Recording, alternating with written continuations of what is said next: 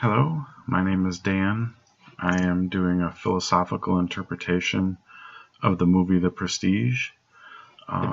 It is a pretty interesting movie, recommended by Joseph Lee, my instructor for an intro to philosophy class with Madison College. It was a pretty good movie. It sparked my philosophical interest for sure. It's has a lot of stars in this film. Hugh Jackman plays the role of Robert Angier. Christian Bale plays Alfred Borden. Michael Caine plays the role of Cutter. Scarlett Johansson is Olivia Westcombe, and David Bowie plays the role of Tesla. These are the majority of the major actors, the major roles within the film. To give you a little story, little explanation of the film, the the premise of the movie is two upcoming illusionists or magicians, kind of combating one another throughout the film, taking shots at hurting one another. Alfred Borden, who played by Christian Bale, he ties a more complex knot on Robert Angier's wife, who is their stage helper, and she cannot get out of it and dies early in the film. And Angier holds a grudge against Borden for this. He feels that he took his wife from him. The beginning of the film is about a court case where Borden is being charged with the murder of Angier for an illusion called the teleporting man. And throughout the film, they go back and forth several times, kind of hurting one another. They kind of do a lot of backstory. Like the movie starts with Borden being tried with the murder, but then it goes back and tells the pre-story of how it came to this. So Angier has a machine made that teleports or a man from one location to another, but the machine actually creates copies of Angier. So it doesn't tell you this or show you this until the end of the film, when Angier is considered dead. A gentleman purchases his tricks and his apparatuses from his show, and the gentleman's name is Lord Coldwell.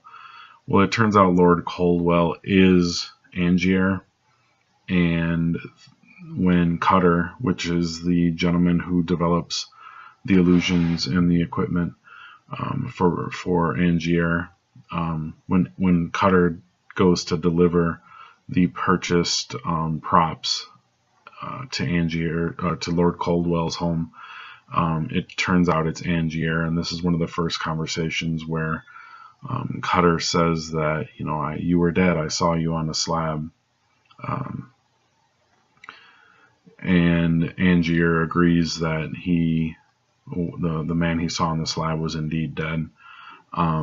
They proceed into the basement to put the apparatus from the teleporting man illusion into the basement, and this is the first time it shows the multiple water chambers, each holding a copy of Angier, because every time he did the trick, it created a new copy of him.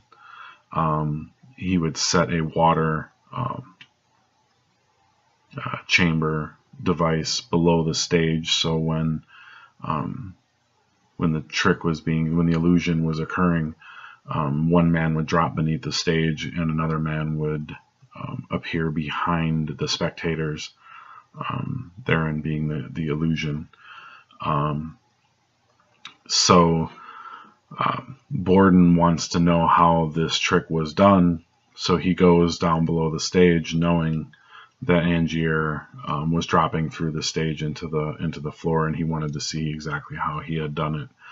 So Borden is then seen next to the water chamber while Angier dies inside of the chamber, and Borden is accused of the murder and spends the rest of the film in prison awaiting being hung for this murder. But again, it shows the backstory of the things that occurred leading up to this. The machine that was made creating the copies, when Cutter delivers it to Angier and he puts it in the basement, like I said earlier, you see all of the water chambers that he is storing with a copy of himself inside each one of them.